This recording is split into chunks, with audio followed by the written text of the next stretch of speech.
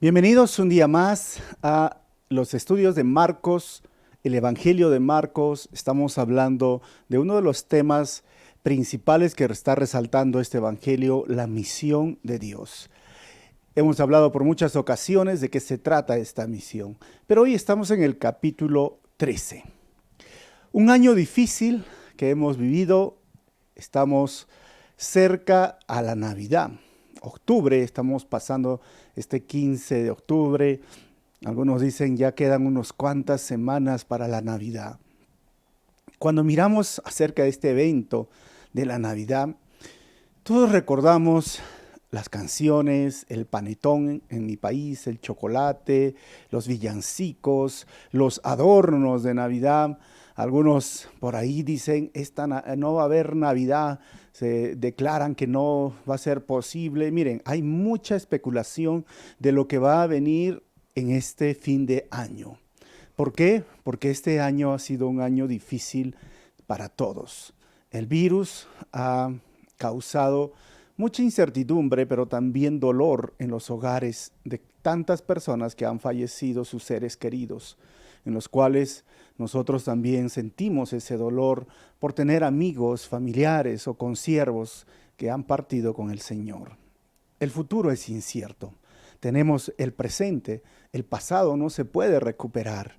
Y cuando Jesús está en este momento enseñando en el Monte de los Olivos, en este capítulo 13 vamos a hablar el fin del mundo, la parte 2.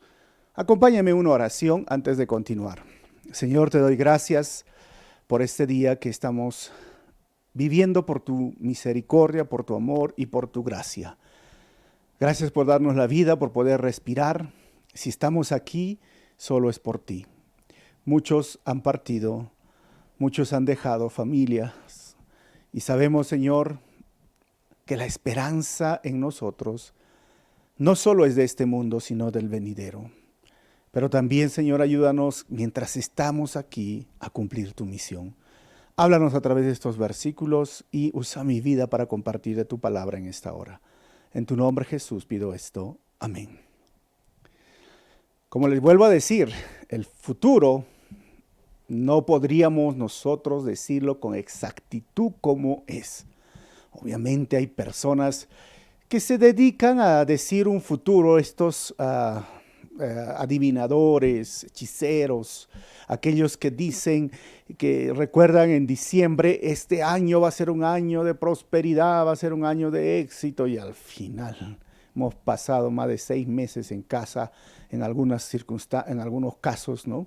Entonces, el presente es lo que tenemos. Y cuando está Jesús, recuerden que esta es la última semana, los últimos días, Jesús entra un domingo de Ramos y la gente aclama y le grita, Mesías, bendito es el que viene en el nombre del Señor. Y ahora ha discutido o ha polemizado con los líderes religiosos, fariseos, saduceos, herodianos, expertos en la ley, y el antagonismo a Jesús ha crecido. Y Jesús se sienta en el templo, en ese templo maravilloso que costó como 68 años reconstruirlo. Herodes lo hizo, Herodes el Grande, y está lleno de oro, lleno de unas imágenes, unas rocas increíbles de 15 metros más o menos de largo, llena de mármol y de comercio que han hecho por todo lado. Jesús les dice, tengan cuidado. A ustedes los van a encarcelar, los van a perseguir. El Evangelio nunca ofreció bendiciones antes que las exigencias. Sabemos que hay bendiciones celestiales, eternas. De esas bendiciones estoy hablando. Pero Jesús siempre dijo, te pongo las exigencias, las demandas de este pacto. Vas a ser perseguido. Va a suceder estas cosas. Tengan cuidado. Y ahí Jesús está explicando en el templo cuando dice, mira, has visto, no va a quedar piedra sobre este templo. Y ahí hay 3 asuntos, porque esta es la parte 2, y si tú no has visto la parte 1, te lo estoy explicando, habla referente al templo. Segundo, habla referente a sus discípulos o los judíos. Y tercero, habla referente a su venida. Y ahí es donde vamos a ver en este capítulo la parte B del versículo 5 al 8. Jesús explica acontecimientos del mundo antes de su venida. Eso ya lo hemos estudiado. Jesús explica acontecimientos para sus discípulos antes de su venida, del 9 al 13. Ya lo hemos hablado. Y ahora, a partir del tercer punto, nosotros vamos a estudiar. Jesús explica sobre el horrible sacrilegio antes de su venida, del 14 al 18. Y del 19 al 23, Jesús explica los acontecimientos después del horrible sacrilegio. Y el quinto, Jesús explica los acontecimientos después de la tribulación y su segunda venida. Va a explicar esto, 24 al 31. Y terminamos con la sexta, que Jesús explica que el día y la hora de su regreso, que va a pasar, 32 al 37. Dice el versículo 14. Ahora bien, cuando vean el horrible sacrilegio donde no debe estar, el que lea, que entienda, entonces los que estén en Judea huyan a las montañas. Jesús está hablando del momento de su regreso, de su venida, y habla del sacrilegio. ¿Qué significa el horrible sacrilegio? Miren, en otras versiones la palabra es la desolación. Esa frase es utilizada en Daniel capítulo 9, versículo 27, Daniel capítulo 11, 31 y Daniel capítulo 12, 11. Daniel habla acerca de este momento. ¿A qué se estaba refiriendo? En la interpretación y el contexto inmediato de Daniel, nos hace ver que fue el momento cuando entraron al templo estos griegos y pusieron una estatua de Zeus. Si tú puedes ver en la imagen, en el altar donde se hacían los sacrificios, ahí pusieron una estatua, un ídolo de Zeus. Luego sacrificaron un cerdo, un chancho, en lugar de una oveja. Esto era el sacrilegio, esto era algo horrible. Mataron a todos los sacerdotes y el sumo sacerdotes. ¿Quién hizo esto? Antíoco Epifanes IV en el año 167 a.C.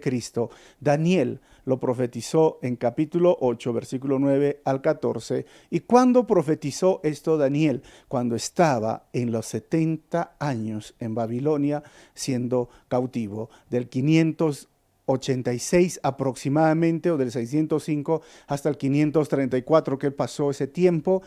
O sea, estamos hablando 400 años antes de que suceda, Daniel lo había profetizado. Y en el contexto inmediato todos dicen, está hablando de Antíoco Epifanes. Ese evento ya sucedió. Pero todos aquellos que estudiaban el Antiguo Testamento, cuando escuchan a Jesús decir, está sucediendo algo diferente. Jesús está interpretando ese pasaje de Daniel como un acontecimiento que todavía no ha sucedido. O sea, si nosotros decimos ya sucedió, entonces ¿por qué Jesús lo usó como un evento cuando dijo, cuando escuchen? Cuando vean de esa abominación desoladora, el sacrilegio horrible. Todavía no ha venido. Entonces, justamente este es uno de los asuntos que necesitamos entender de la escritura apocalíptica, que es propia del Oriente y que choca y a veces nos confunde en nuestra forma de haber sido educados desde el Occidente y en Latinoamérica. No tenemos esta escritura apocalíptica nosotros de una forma común. Algo que les puede ayudar y nos puede ayudar a entender la escritura apocalíptica es, por ejemplo, las Crónicas de Narnia. Estas películas que salieron con las Crónicas de Narnia, vemos un león hablando, ¿no? Unas ardillas que se pelean, hablan o caminan, un dragón que vuela. Todo esto pareciera, si lo usamos y miramos de forma literal, nos parecerían monstruos, que extraños, que raros, pero la escritura apocalíptica está llena de metáforas, de lenguaje figurativo, numerología. Importaban mucho los números, significaba algo bastante los números, los colores, las hipérboles, las exageraciones.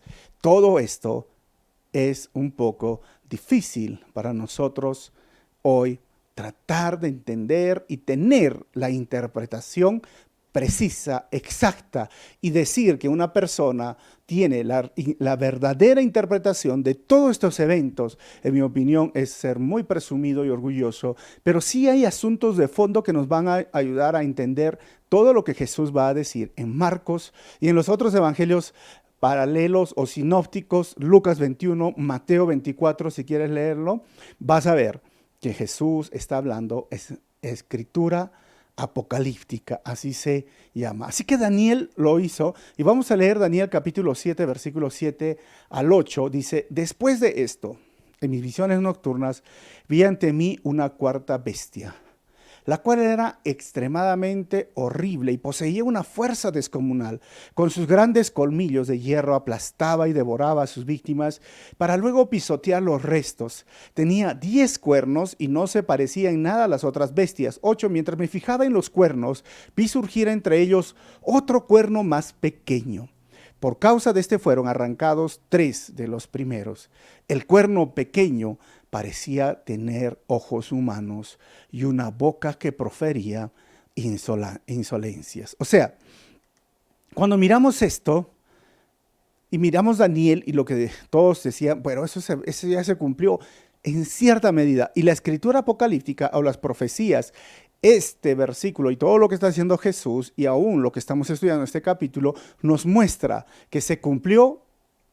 Se llama el cumplimiento múltiple, es decir, se cumplió una vez, se volvió a cumplir más adelante, después en el futuro, y algunas cosas todavía no han venido.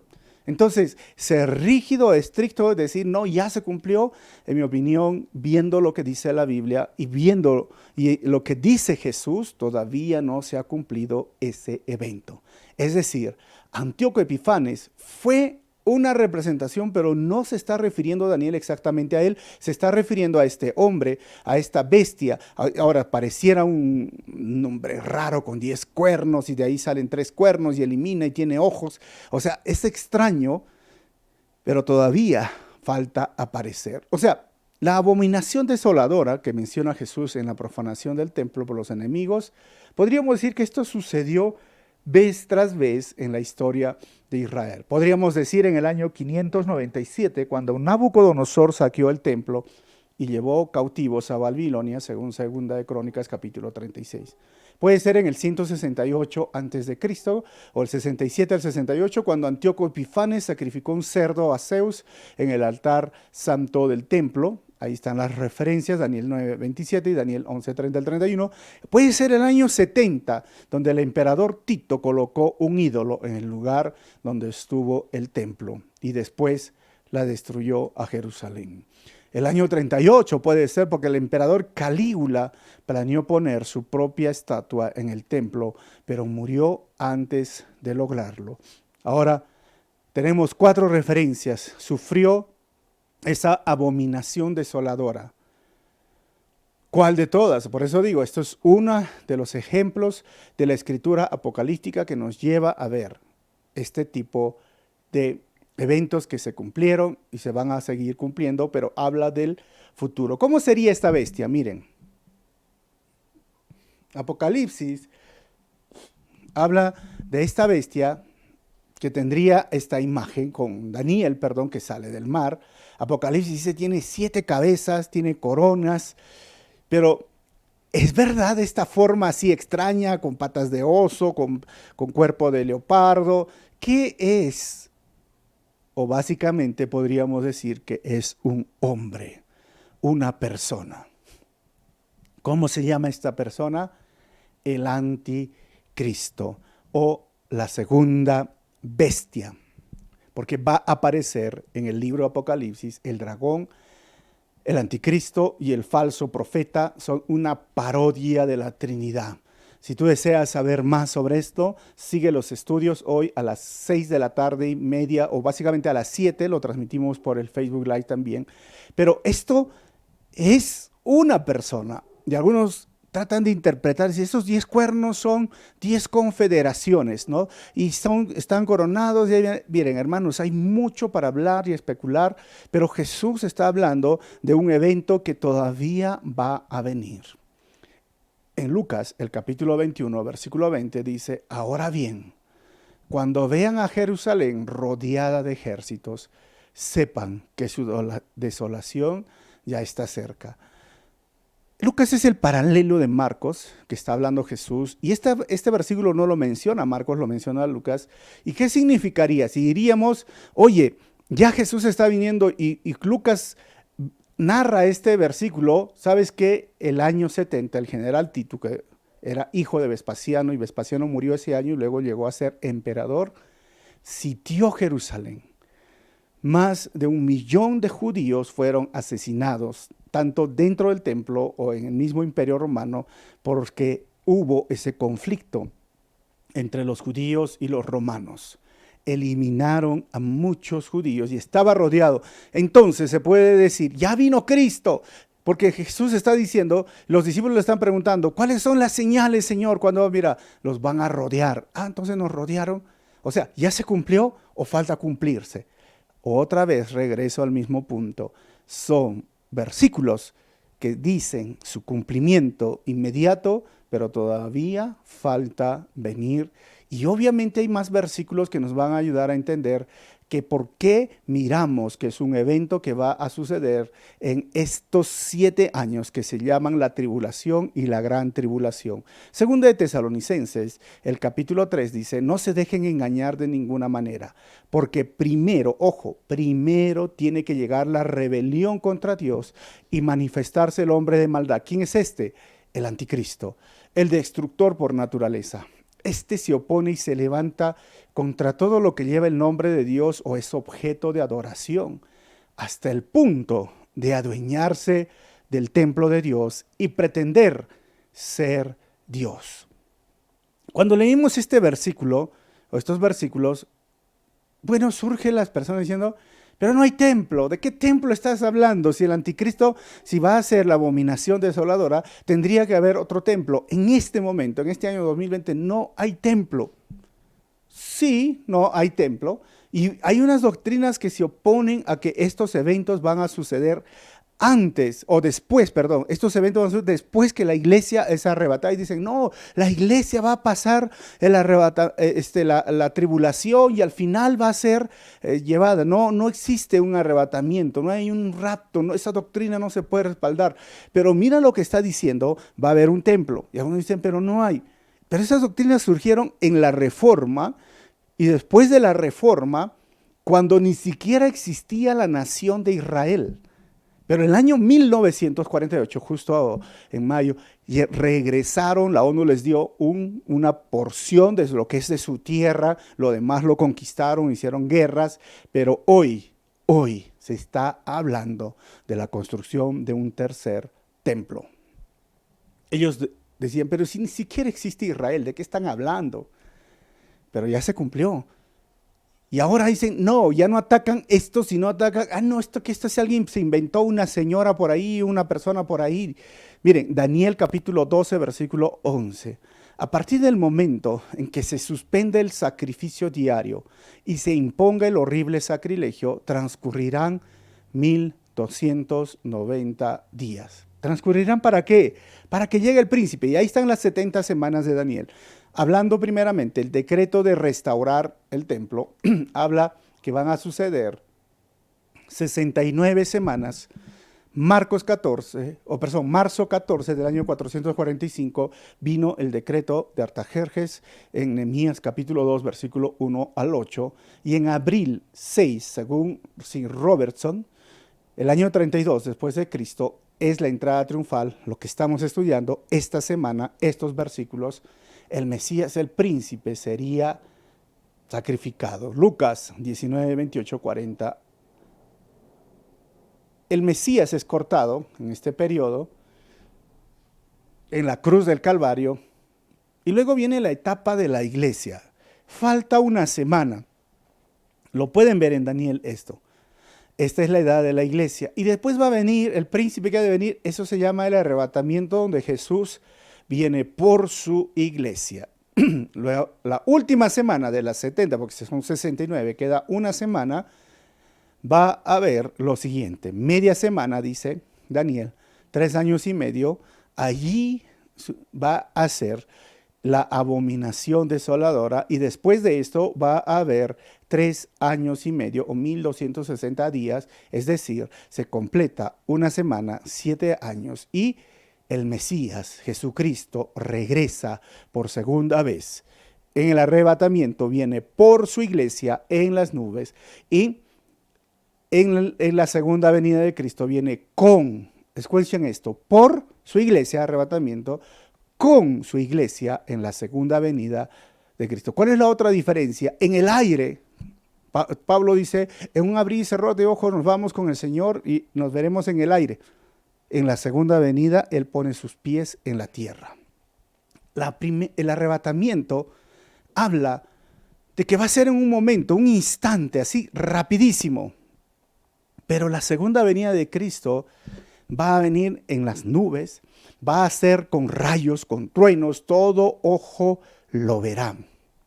Son 2 acontecimientos diferentes y este es el programa que se puede ver en el futuro. Obviamente ustedes dirán, pero ¿de qué está hablando? Y vamos a seguir viendo. Tengo otro diagrama de Apocalipsis en el cual nosotros lo usamos. Si ven la flecha roja, estamos hablando de la etapa de las 7 iglesias y luego sucede el rapto, como ven ahí.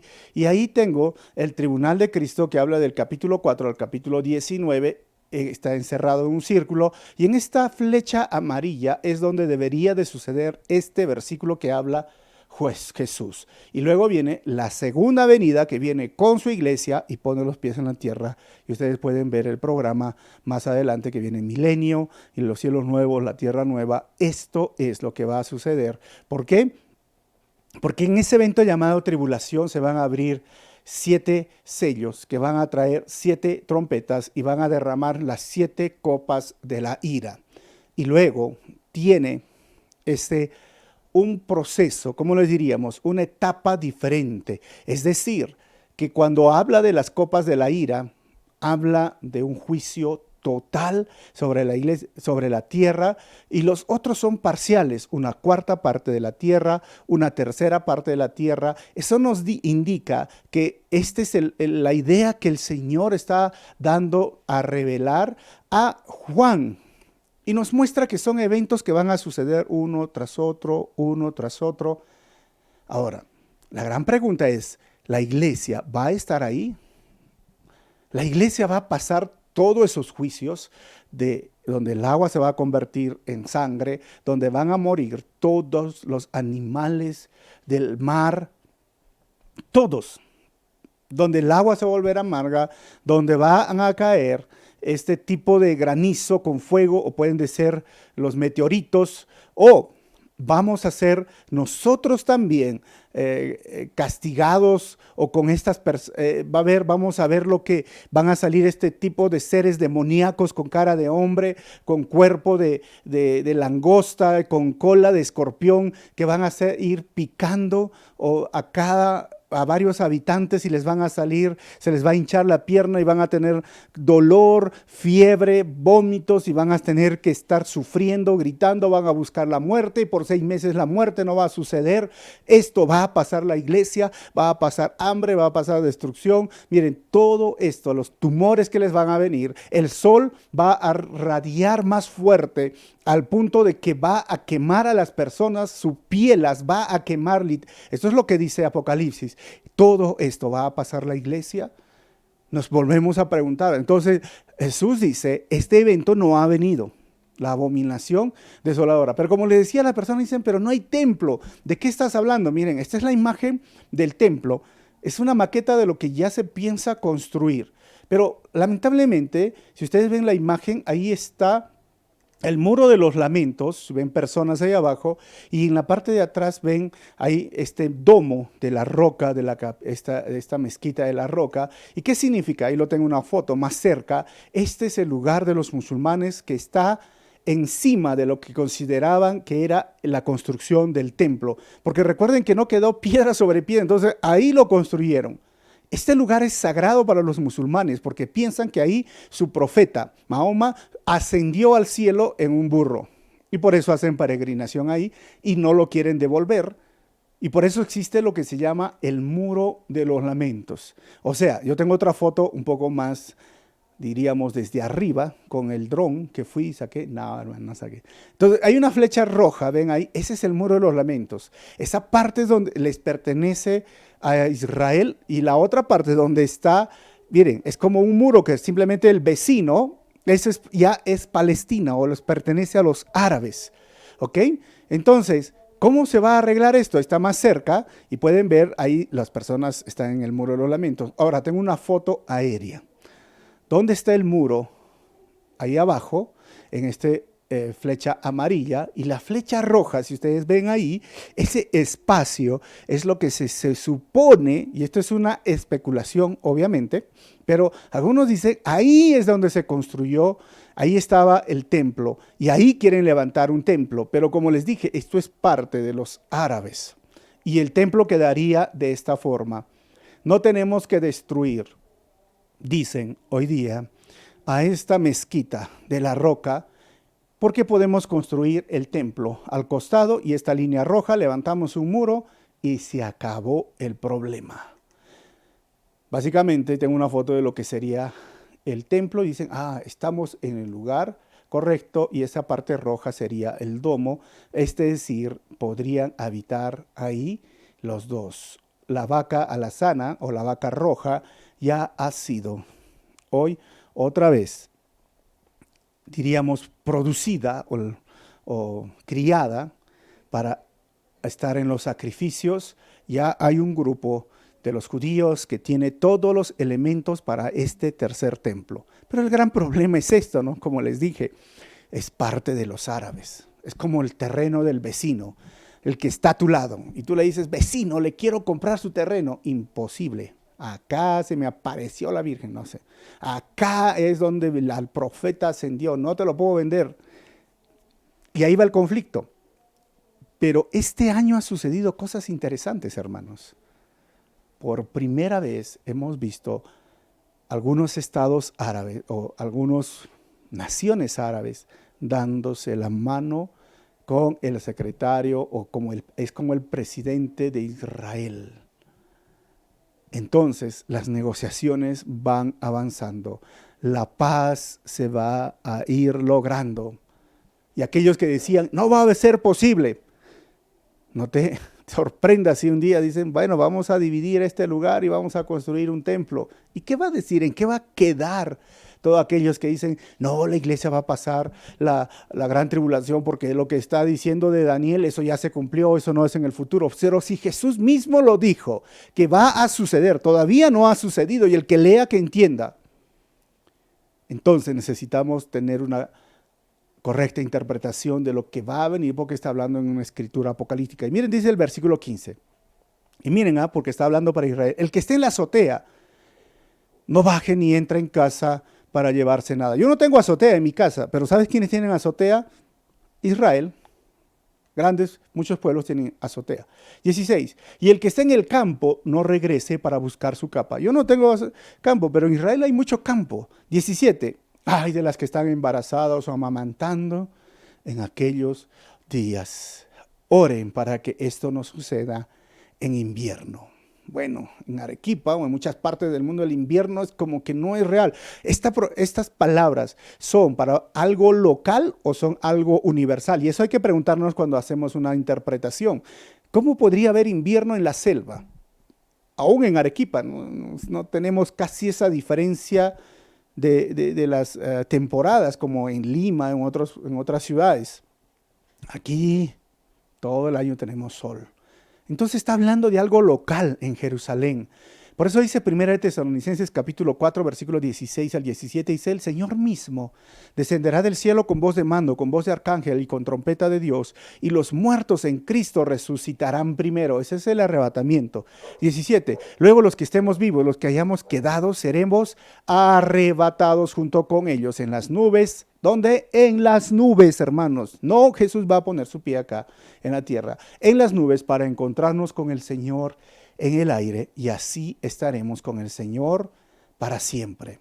O sea, este es un evento que estamos viendo dentro del programa, el arrebatamiento. Lucas 21:36 dice, estén siempre vigilantes y oren para que puedan escapar de todo lo que está por suceder y presentarse delante del Hijo del Hombre. Vamos a escapar. Apocalipsis 3:10, ya que has guardado mi mandato de ser constante, yo por mi parte te guardaré de la hora de la tentación, de la hora de la prueba, que dice la Reina Valera, que vendrá sobre el mundo entero para poner a prueba a los que viven en la tierra. El Señor nos muestra en estos versículos, en otros más, donde nosotros no hemos sido puestos para la ira. La iglesia no va a estar sufriendo todos esos eventos, pero sí Israel, sí los judíos. ¿Por qué? Porque los judíos siguen esperando al Mesías y va a aparecer ese que se llama Anticristo y va a hacer creer y va a decir, los siguientes versículos los va a engañar a muchos.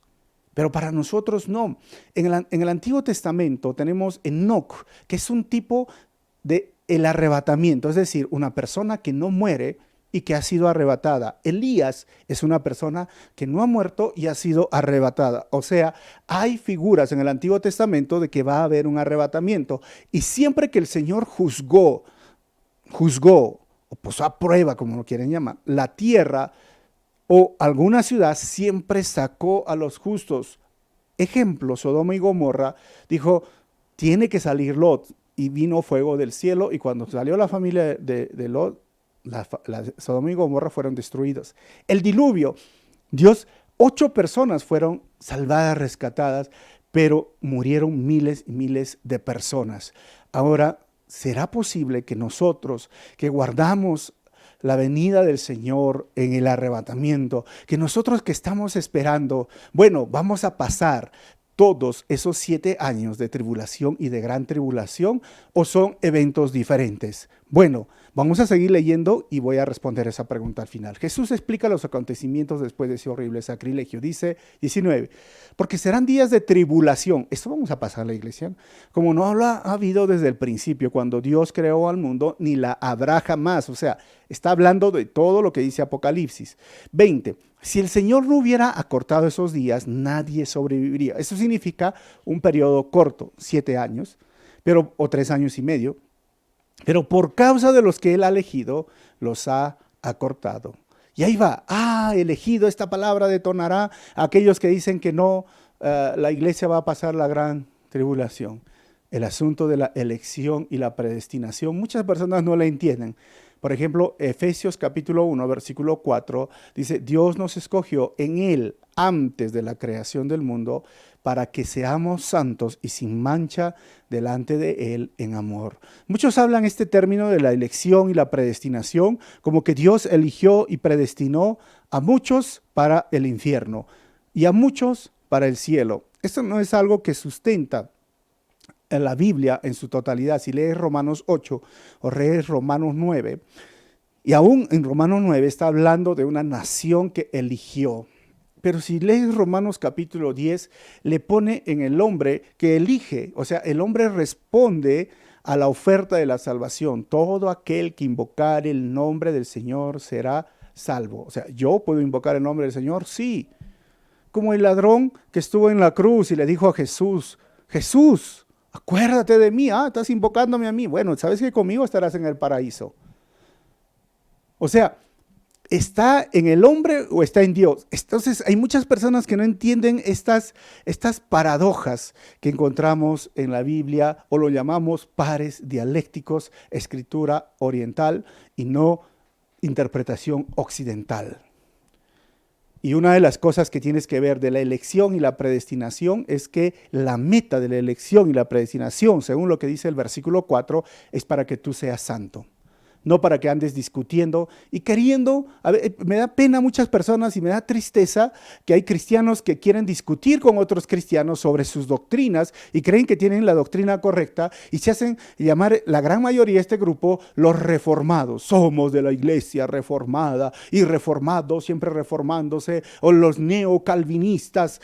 ¿Sabes qué?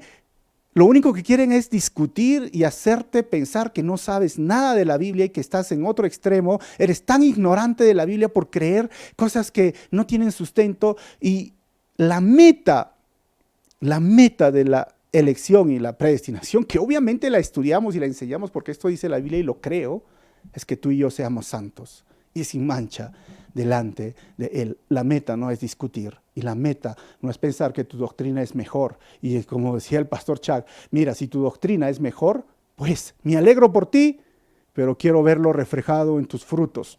Quiero verlo reflejado en que cómo estás compartiendo el evangelio, cómo estás cumpliendo la misión de Dios. Porque son esos teólogos de Facebook, ¿no? Que les gusta discutir y pelear siempre con cualquier persona que habla. Oye, va a haber un arrebatamiento. ¡Ah, estás equivocado!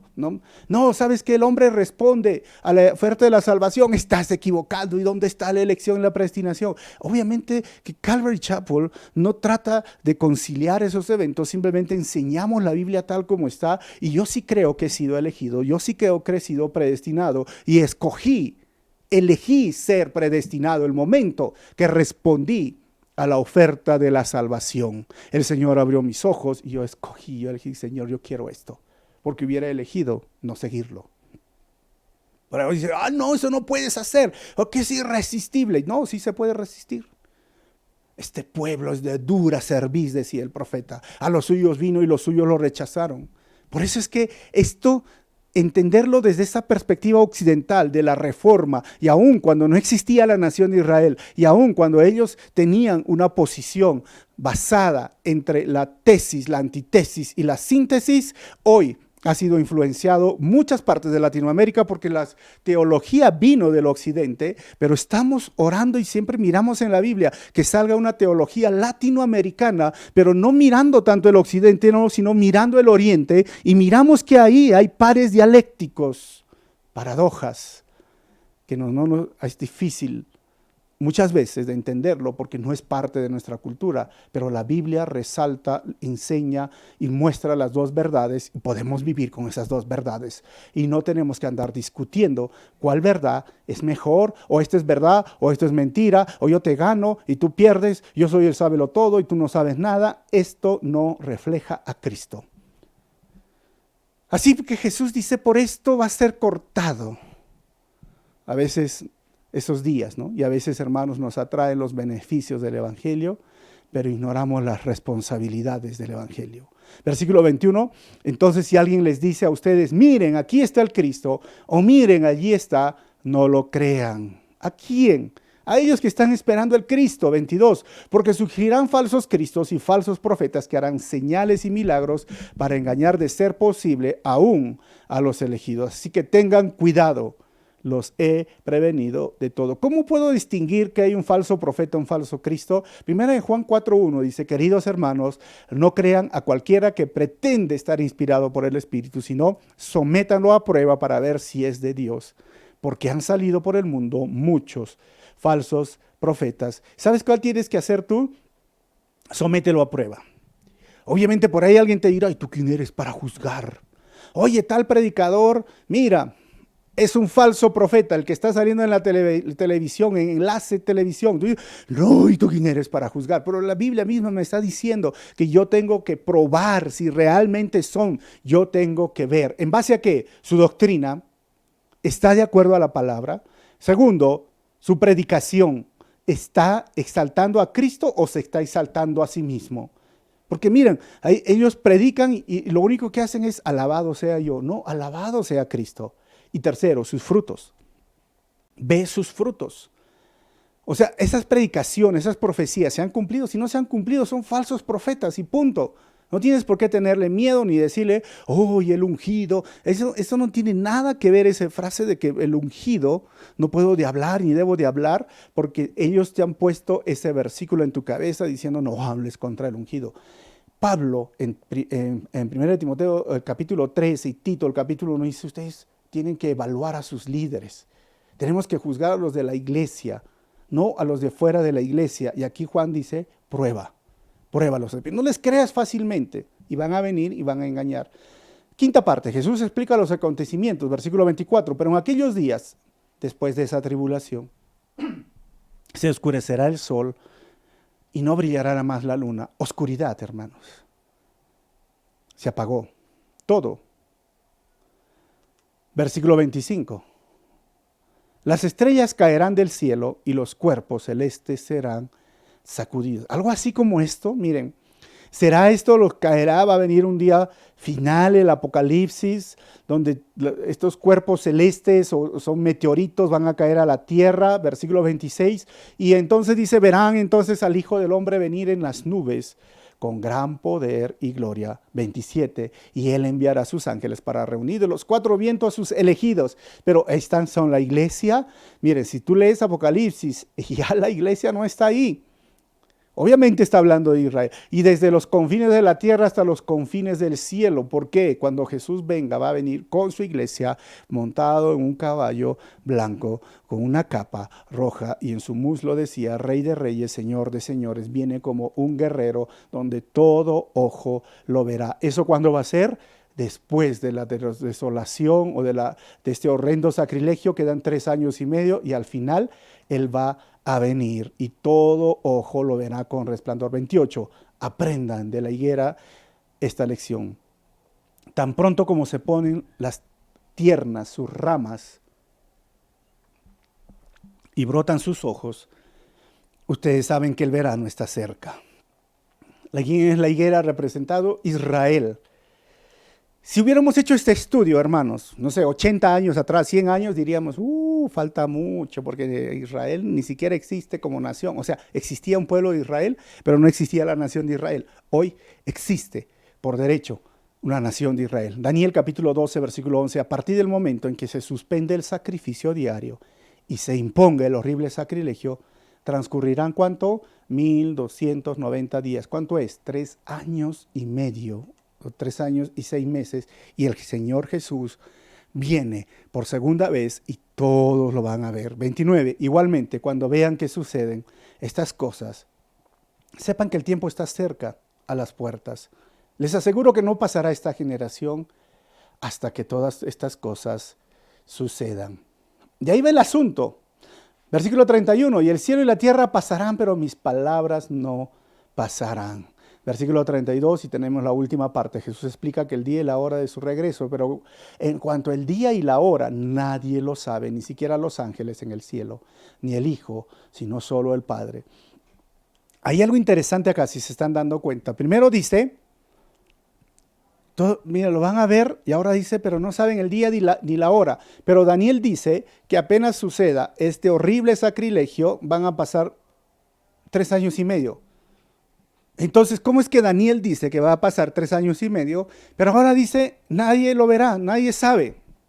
¿Está hablando de 2 acontecimientos diferentes o está hablando del mismo acontecimiento? Miren, leamos otra vez, versículo 32. Pero en cuanto al día y la hora, nadie lo sabe, ni siquiera los ángeles en el cielo, ni el Hijo, sino solo el Padre.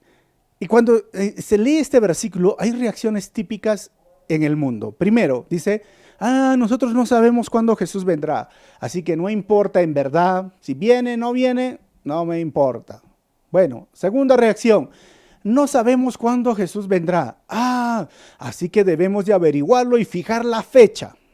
Bueno, hay personas que están fijando la fecha y la respuesta correcta es, no sé cuándo Jesús vendrá, así que debo de estar alerta, anhelando, sirviendo, involucrado en su obra y listo para su venida. ¿Por qué? Porque el versículo 33 dice, estén alerta, vigilen, porque ustedes no saben cuándo llegará ese momento. O sea, Jesús dice, vigilen, estén alerta, no saben, pero esto saben cómo se llama la doctrina de la inminencia. O sea, el regreso de Jesús para arrebatar a su iglesia es inminente, viene ya.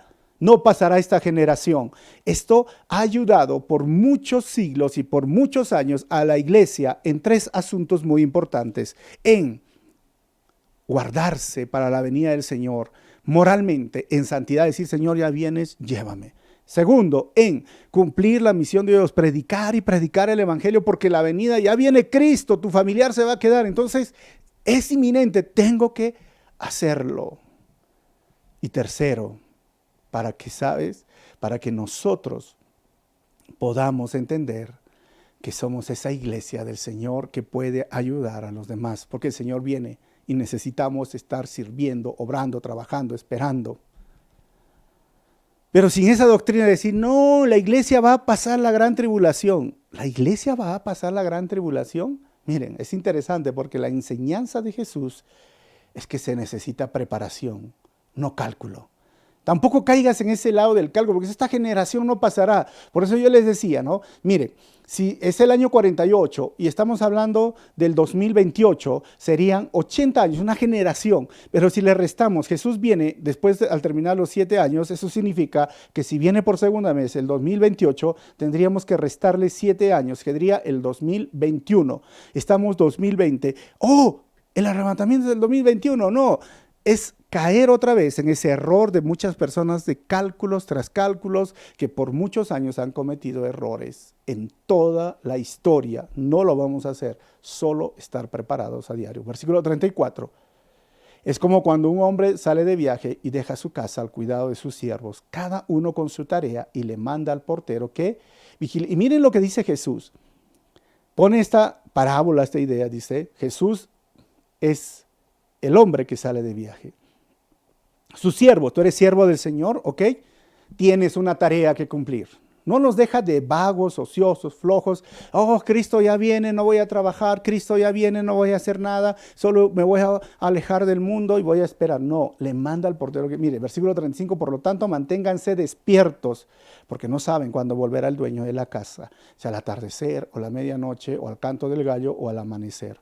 No sea que venga de repente y los encuentre dormidos. 37, y lo que les digo a ustedes, se lo digo a usted, a todos, manténganse despiertos. ¿Y qué significa mantenerse despierto? Hay que hacer vigilia todos los días. No, mantente ocupado, mantente sirviendo. Cuando Jesús hablaba sobre estar despierto, es estar atento, alerta, trabajando, sirviendo, como el dueño de una casa. Le dice, les doy sus tareas. ¿Estás cumpliendo tu tarea, en verdad? Miren, entonces surgen discrepancias. Son 12 eventos. Miren, yo tengo una hoja y se los puedo pasar en PDF. Hay 12 puntos. Yo les voy a mostrar 4 de los 12. Discrepancias. Se nos dice que la gente estará viviendo vidas normales, comiendo, bebiendo, celebrando, y que su regreso les caerá inesperadamente. Mateo 24, 37 al 39 y Lucas 17, 26, 29. Por otro lado, nos dice que la gente estará viviendo las peores crisis, pestes, hambres, terremotos, muertes. En Mateo 24, 5 al 8, y aún la tribulación más grande que jamás se haya experimentado en la humanidad en Mateo 24, 21, 22. O sea, ¿son 2 eventos diferentes o es el mismo evento? Si es el mismo evento, ¿por qué dice Mateo que la gente estará comiendo, viviendo, disfrutando? Nadie va a estar celebrando si viene la tribulación y la gran tribulación. Esto nos dice que son 2 eventos diferentes. Siguiente discrepancia posible, dice, la Biblia dice que nadie sabe el día ni la hora, como estamos viendo, pero por otro lado nos muestra el anticristo, conociendo perfectamente el tiempo de su venida, al punto de prepararse para reunir a sus ejércitos, para recibir a Jesús con todo su armamento, para pelear contra él. Apocalipsis 16, 13, 14 y 19, 19. O sea, ¿lo van a esperar?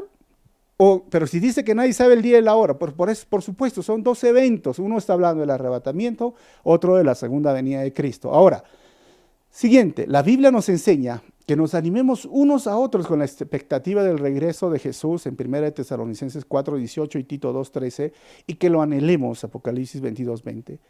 Sería imposible de hacer eso si la iglesia tuviera que pasar el tiempo de tribulación más terrible en la humanidad. O sea, ¿cómo yo me podría animar? Con tumores, con muertes. O sea, hoy mismo estamos viendo el dolor que ha llegado a los hogares cristianos, perdiendo a sus seres queridos y están en luto. Y anímate, hermano, anímate, Cristo ya viene pronto. No, nadie sabe el día ni la hora, pero el cielo se está cayendo, están cayendo meteoritos, el agua se está convirtiendo en sangre, pero nadie sabe el día ni la hora. Mire, le está creciendo tumores a la gente se está quemando, pero nadie sabe el día ni la hora. O sea, hay que entender bien lo que está diciendo la Escritura. Cuarto, miren, por un lado nos enseña a esperar con anhelo la venida del Señor, 1 Tesalonicenses 1:10 y Tito 2:13. Sería imposible de hacer si primero debemos esperar la venida del anticristo, porque tiene que aparecer el anticristo antes de la venida del Señor. En dicho caso nos enseñaría a guardar primero al anticristo y todas las enseñanzas del fin.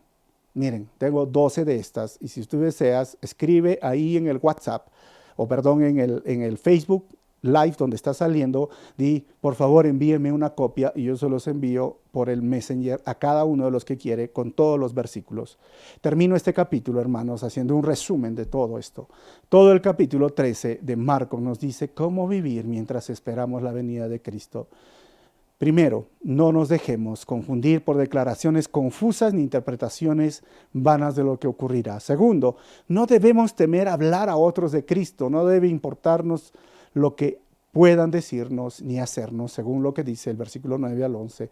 Tercero, debemos soportar por fe y no sorprendernos de las persecuciones. El versículo 13 nos dice esto. Y cuarto, debemos estar moralmente alertas y obedientes a los mandamientos para vivir fundados en la palabra de Dios.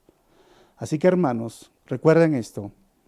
Estos versículos no se están contradiciendo, sino que hay que entenderlos. Son dos eventos diferentes, el arrebatamiento y la segunda venida de Cristo.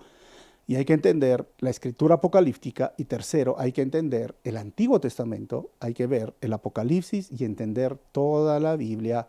Jesús viene. 4 conclusiones y termino.